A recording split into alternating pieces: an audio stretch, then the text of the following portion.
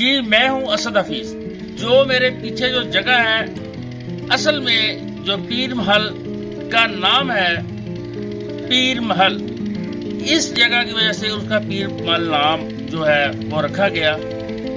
ये जो जगह है, यहाँ पे पीर जलालुद्दीन सुर्खपोश की जो नस्ल से चंदियोट में लोग पीर आबाद थे, वो यहाँ पे इस इलाके में आते थे, संदीलिया वाली के एरिया में। ये नासर नगर से सिर्फ 1 किलोमीटर के फासले पे यहाँ पे ये मौजूद है। संदीलिया वाली से 2 किलोमीटर के फासले पे, पीर वहां से 13 किलोमीटर के फासले पे ये जगह मौजूद है।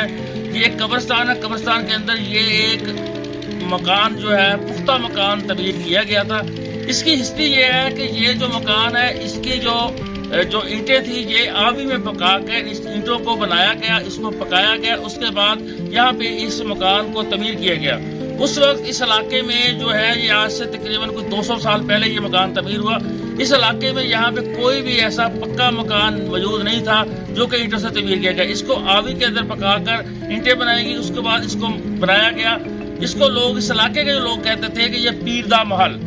जब अंग्रेज ने 1936 में रेलवे ट्रैक बिछाया पीर महल के एरिया के अंदर, तो उसने एक नाम तजवीज किया। लोग कहते थे आप किधर जा रहे हो, वो कह रहे थे हम पीर दा महल जा रहे हैं। तो उसने इसको शार्ट करते हुए पीर महल इसका नाम रखा। इस मकान की वजह से पीर महल का नाम जो है वो लिया जाता है। ये एक तारीखी जगह है। लोगों को चाहिए कि इस जगह पर आए और इस जगह को देखें।